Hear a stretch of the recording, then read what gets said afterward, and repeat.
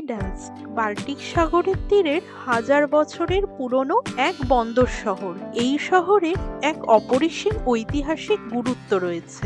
1 September 1939 Germany আক্রমণ করে পোল্যান্ডের এই পোর্ট সিটি, যাকে দ্বিতীয় বিশ্বযুদ্ধের সূচনা হিসেবে মনে করা হয়। দ্বিতীয় বিশ্বযুদ্ধে এই শহরের 95% ধ্বংস হয়ে যায়। তবে চলুন আজ আপনাদের নিয়ে যাই এই শহরটির ঐতিহাসিক ওল্ড টাউন। আমরা আজ এই সিটি এক্সপ্লোর করব আর জানাবো 24 ঘন্টায় আপনারা কিভাবে গিডান্স্ক ভ্রমণ করতে পারবেন। আমাদের আগের ভ্লগেই বলেছি আমরা আছি ওল্ড টাউনের সেন্টারে, তাই আমরা আজ হেঁটেই ওল্ড টাউন এক্সপ্লোর করব। আর আপনারা যদি আমাদের সেই ভ্লগটি না দেখে থাকেন তাহলে প্লিজ ডেসক্রিপশন বক্সের লিঙ্কে ক্লিক করে ভ্লগটি দেখে নেবেন। প্রথমেই আমরা চলে এসেছি গিডান্স্কের প্রধান সিম্বল নেপচুনস ফাউন্টেনে। এই ব্রোঞ্জ নির্মিত 12th সেঞ্চুরির স্ট্যাচুটি সমুদ্রের দেবতার, আর মনে করা হতো এটি এই বন্দর শহরটির রক্ষাকর্তা। এই নেপচুনস ফাউন্টেন ওল্ড টাউন সেন্টারের ফেমাস টাউন হলের পাশে অবস্থিত, যার এক বিশাল ঐতিহাসিক এবং সাংস্কৃতিক গুরুত্ব রয়েছে। তাই Neptune's fountain is a must visit spot. আমরা নেপচুনস ফাউন্টেন দেখে লং মার্কেট রোড ধরে এবার এগিয়ে চললাম মার্তোয়া রিভার ক্যানালের দিকে। লং মার্কেট রোড ধরে রিভার ক্যানালে যাওয়ার সময় দেখে নিন গ্রিন গেট, যা গিডান্স্ক ওল্ড টাউনের ইস্টার্ন গেট। এই প্যালেস গেটটি 1560 সালে রয়্যাল রেসিডেন্স বিল্ডিং হিসেবে তৈরি করা হয়, যা এখন একটি আর্ট মিউজিয়াম। হাঁটতে হাঁটতে চলে এসেছি রিভার সাইড ওয়াকিং পাথে। এই জায়গাটি ফেমাস বিভিন্ন রিভার সাইড রেস্টুরেন্ট, ক্যাফেসের জন্য। এখানে কোনো রিভার সাইড ক্যাফেতে বসে দিন শেষে সূর্যাস্তের ভিউ এর সাথে প্রিয়জনের সঙ্গ উপভোগ করতে পারেন। আবার নদীর ধার দিয়ে পায়ে হেঁটেও ঘুরে নিতে পারেন এই জায়গাটি।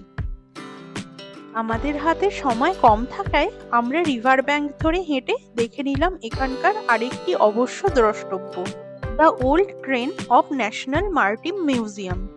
এই পোর্ট ক্রেনটি গিডান্স্কের সবচেয়ে ফেমাস অ্যাট্রাকশনগুলির একটি।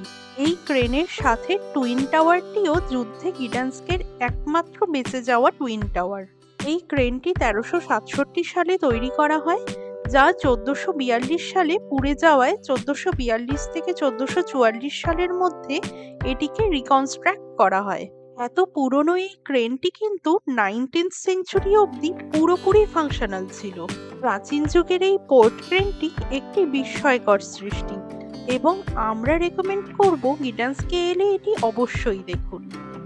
এই প্রাচীন বন্দর শহরটির ওল্ড টাউনের পথ ধরে হাঁটতে হাঁটতে আমরাও যেন পৌঁছে যাচ্ছিলাম 11 অথবা 12 শতকের এক বন্দর নগরীর পথে, যেখানে নাবিকদের কর্মচঞ্চলতায় মুখরিত এক বন্দর নগরী আমাদের স্বাগত জানাচ্ছিল ইতিহাসের পাতা থেকে। যেখানে আধুনিক রেস্তোরাঁ, বাজারের আড়ালে মাঝে মাঝেই দেখা মেলে প্রাচীন সব স্থাপত্যের, যা গল্প বলে এক প্রসিদ্ধ বন্দর নগরীর, দ্বিতীয় বিশ্বযুদ্ধের ভয়ঙ্কর অধ্যায়ের, এখানকার মানুষের অদম্য ইচ্ছে শক্তির, যার ফলে ধ্বংসস্তূপ থেকে তৈরি হয় এক আধুনিক স্বপ্নের শহর।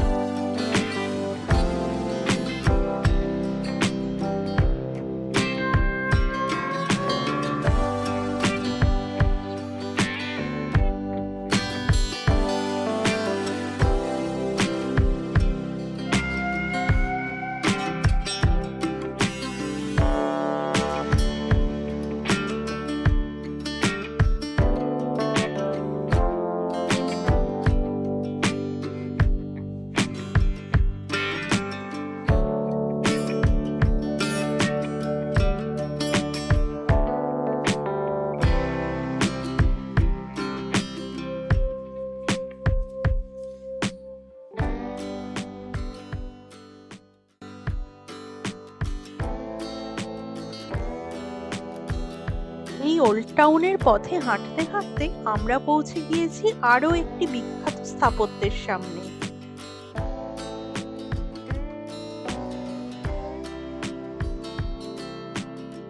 আমার পেছনে যে চার্চটি দেখছেন আপনারা, এটি ওয়ার্ল্ডের লার্জেস্ট ব্রিক চার্চ।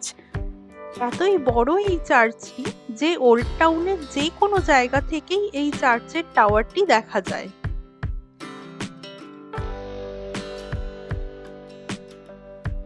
গথিক আর্কিটেকচারে তৈরি এই চার্চটিকে কেউ কেউ ওয়ার্ল্ডস বিগেস্ট ব্রিক কনস্ট্রাকশন হিসেবেও দাবি করেন।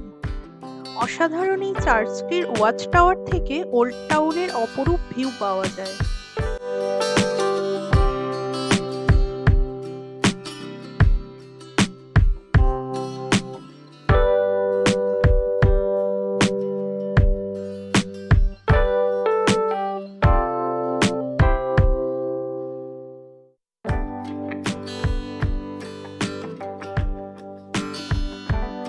এই সেন্ট মেরি চার্চ থেকে বেরিয়ে আমরা চলে এসেছি চার্চ অফ সেন্ট জোসেফ আর ব্রিজ অফ লাভে।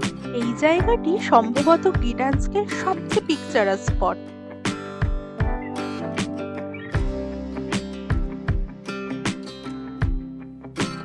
ইউরোপের প্রতিটা শহরের মতো এখানেও আছে একটা ব্রিজ অফ লাভ, যেখানে লোকে এই যে তালা ঝুলোয়, তালায় দেখুন বিভিন্ন ধরনের নামও লেখা আছে, বিভিন্ন ধরনের তালা। এখানে দেখুন একটা বাড়ি দেখছি, এত সুন্দর বাড়িটা, আর এটা কিন্তু একটা আইল্যান্ডের ওপর, আর এই যে ব্রিজ দিয়ে কানেক্টেড। র্যাডমিয়া ক্যানালের অপরূপ ভিউ, স্মল মিল যা একটি ওয়্যারহাউস, এর পিকচারাস ভিউ, সাথে লাগোয়া পার্কটি, সব মিলিয়ে অসাধারণ একটি জায়গা।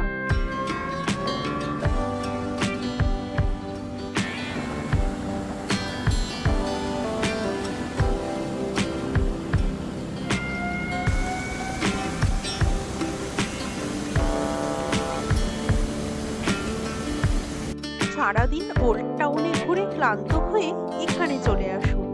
সন্ধেটা অনায়াসেই এই পার্কে বসেই কাটিয়ে দেওয়া যায়। আমরা এই সামনেই একটা মলে গিয়েছিলাম, সেখান থেকে রাতের খাবার প্যাক করিয়ে নিয়েছি, পুলিশ খাবারই নিয়েছি। আর এখন আমরা হোটেল ফিরে যাচ্ছি। কাল আমরা গিডান্স থেকে যাব আরো একটি নতুন দেশে।